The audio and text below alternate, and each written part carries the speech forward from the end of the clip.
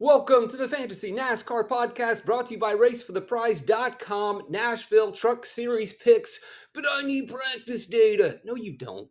But I need qualifying data. No, you don't. This is a waste of time. It's not. Trust me. Be honest with yourself.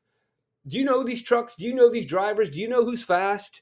They qualify where they always qualify. They practice where they always practice. Sure, it's going to help. You're going to have that data, and you can make adjustments when it's in the spreadsheet that you get at racefortheprize.com, Venmo, PayPal, Cash App. But you really can form a strategy now because you got a tight window between qualifying and the race. And the work you put in now will make it much easier. You don't need me to tell you who to pick. You don't need me to hold your hand. You don't need me to explain practice data to you. But first and foremost, we know who's going to lead the laps. We know who's going to be fast. It's the same drivers every week. How's practice going to change that? How's qualifying going to change that? We want two of these drivers, Heim, Eckes, Sanchez, Majeski. Heim and Eckes, probably our favorites, but you can take the practice data later and then kind of pivot whichever direction you want. Fine, great. Now, we look at this group from Infinger down to Tanner Gray. Again, we can pretty much come up with our plan now and make our picks now and then make small adjustments when you get practice data. Infinger, Gray, Rhodes, Carruth, Ankrum, Riggs, and Tanner Gray are drivers that I would consider paying up for if I can get place differential. Don't expect them to be hogs or dominators in this race. They're not necessarily a priority, but if I can get there, I will likely take the driver starting furthest back. Not necessarily taking the guy that blows it out of the water in practice. So that's where I stand, and I don't think that's the wrong strategy. So among this group, if I can get there, not a high priority, I'm chasing place differential. I don't like the way Crafton's running lately. Stuart Friesen is struggling with his new crew chief. His new crew chief was last year with the downfall of Kyle Busch Motorsports. Villanueva, not that good. And I think that may be one of the reasons why Friesen has also taken a step back. Next step down, Chase Purdy and Brendan Queen. These are a cheaper version of these place differential chases, and I think I will more likely end up on them build-wise. I like what Purdy is doing. Him and new crew chief Jason Trinchier are really starting to groove together. The results are coming through. He is finally developing as a good racer. I know it's a small sample size of third and seventh, but you can see new team, Trinchier comes in from Colleague, and sure, it may take him a little while to get it together, but they definitely are getting it together. Purdy was always kind of the grim reaper. Wherever he showed up, the team shut down GMS, Kyle Busch. Now he is with Spire, but it's not looking like that. And if we kind of reverse that and look at it backwards, it wasn't necessarily that he was the team killer. It was that he ended up on teams that were pretty much closing up shop. And so it more than likely hurt his performance. Now that he's on a team that is on the upward incline and progressing and developing, we're seeing him do the same. Brendan Queen, the late model legend, Butterbean. We love the Tricon trucks. We have a small sample of races, but he did look really good at North Wilkesboro. It's going to be a different track, but the kid has talent and the trucks are fast. I like going there. The deciding factor for me, obviously, was going to be, you guessed it, place differential. Doesn't matter what either of these cars do in practice. It's just going to be where they qualify will be the way that it sorts out. So then the next set down that we will talk about are these drivers in orange. Less of a priority. And if I am ranking them, I'm going to put, obviously, Stephen Parsons at the bottom of that rank. And the only way Stephen Parsons becomes one of the plays in this tier is if he's qualifying really deep in the field. The next step up is going to be the Thor trucks, and Jake Garcia is definitely the priority over Connor Jones. Garcia may be able to flirt with the top 10, whereas Jones is more of a top 20 driver. It's fine either way. Again, place differential is going to be a factor, but I would much rather get the Garcia. And then the top two I have are Ty Dillon and Dean Thompson. Ty Dillon's running really well. This team is finally kind of figuring it out, getting into their groove. You like what you're seeing from them. And this is a Rackley home race. Rackley put together a really good race with Matt DiBenedetto last year. Again, different crew chief, maybe a little bit of a different team, but I would expect them to bring their best equipment. They've had weeks to prepare. They're trending in the right direction. Could be a big week for Ty Dillon. Doesn't have to be a big week at this price. For most of the season, he's been overpriced based on performance, but now his performance has come up and his price really hasn't changed. You know what you get with Dean Thompson? This truck is capable of a top 10, but Dean Thompson is also capable of wrecking. When he doesn't wreck, it's a top 15 truck. When he wrecks or makes mistakes, which happen frequently, then yeah, it burns you.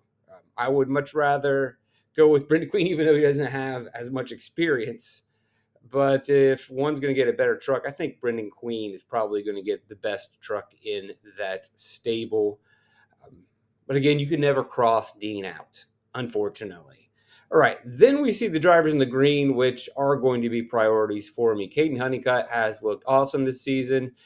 Nice has been great. I love Phil Gould as a crew chief, and you can see it in his results and his driver rating. So it's not like he's smoke and mirrors pulling out magic. He's finishing top 10 because he's running top 10.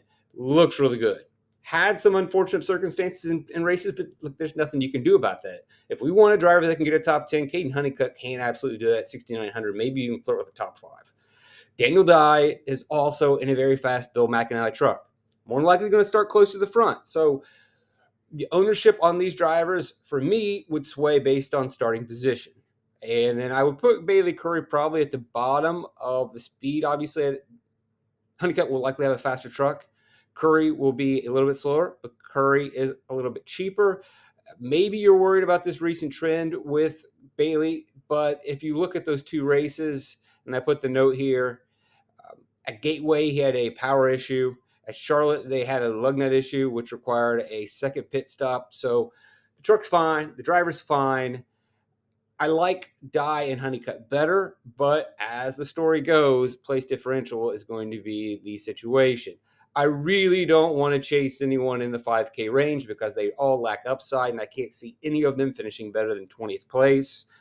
The only way that I would go to one is if they're starting almost dead last, and then I absolutely need the savings, like with a Spencer Boyd, who is one of the cheapest on the board, could start dead last, and just through attrition get 5 or 6 spots. I really don't want to build that way, but I will not completely rule it out.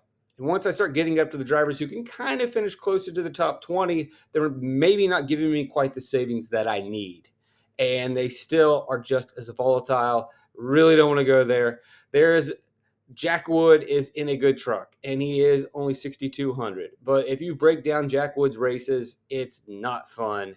It reminds me a lot of in iRacing. Oh, he's going to do a video game story, but I'll make it quick. Whenever I go iRacing and I'm in a field that I shouldn't be in or a track that I don't have any experience in, and I'm just out there nervous and scared, and I'm just trying not to wreck. I'm just trying not to fade backwards. And if you look at Jack Wood's races, he'll, through pit strategy, move up into the top 10 at times, and then he just fades. And then he'll move back up into the top 10 again, and then he just fades. And a race could work out with cautions because he has enough truck speed, but I won't completely eliminate him at 6,200 based on the truck. Based on the driver, it's not going to be fun. And hopefully he qualifies really well, and so we don't have to consider him. If he doesn't qualify well, we know he can't really drive, but it's just playing the caution game.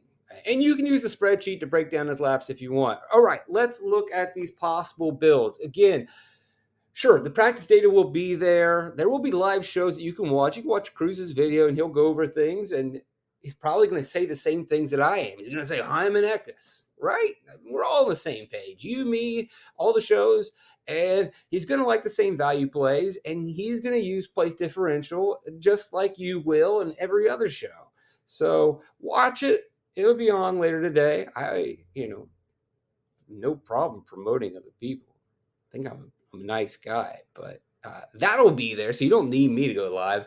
But I'm just trying to help you out right now and save you some time, get you a head start, help you make some picks. Clearly, Hyman Eckes or Majeski, however you want to go. Maybe you want to go with Nick Sanchez. Wouldn't rule that out.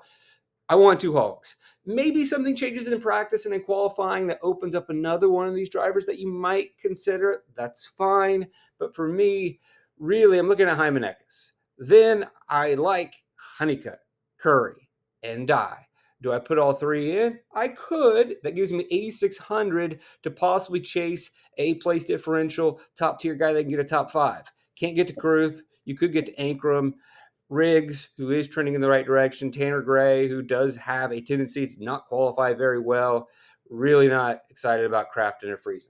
Those often feel like fool's gold in that. So that would be your 3-driver build and trying to get that place differential. Maybe you only want to take 2 of these guys. And so you take Honeycutt and Curry. Then you can get to Brendan Queen. Again, we still have our 2 hogs. And I got 7,600. So a little less. But there are those 7,000 drivers like Ty Dillon, Dean Thompson, Jake Garcia. And I can't quite get to Purdy. But I'm trying to maximize place differential with all these drivers who possibly can get top 10s and score the best point per dollar return. Now, I could obviously take Honeycutt out and then switch over to Dye, then I can get to Purdy. Again, that's not necessarily a priority, but if Purdy's starting towards the back, I like the way that he is running. I get to Purdy. I can't get up into these 8K guys. I don't want to go to Crafton and Friesen. I could take Ty Dillon or any of these fellas if they are starting further towards the back, and I've kind of already sorted out who I like the most among that group. So there's a lot of different ways to build by taking these 6K drivers, whether it be 2 or 3. Now, if we do want to go in the direction of taking some clunker in the back, so we'll slide in Spencer Boyd, we'll throw Dye in, and that allows me 8,350 for these 2 drivers. And I can probably chase a couple really good place differential plays like a Purdy. And then if I take Purdy, I can then upgrade a little bit and almost get close to a Caruth. Let's just play with that and see what happens. It gives me options to chase multiple place differential. Ben Rhodes, who's having a really good season so far. Didn't start out very well, but Thor is finding speed. We know Majeski's been there all along. Rhodes is really starting to pick it up and elevate. The rest of the stable, maybe not so much, but that's the way that looks. And going in this direction, even if I save a little bit, maybe you think there's going to be a 3rd driver up in the expensive range that can score hog points, lead laps. Maybe they surprise us in practice. The Boyd option allows you to get there a lot easier. Another option with the Boyd, we got Queen, we got Honeycutt.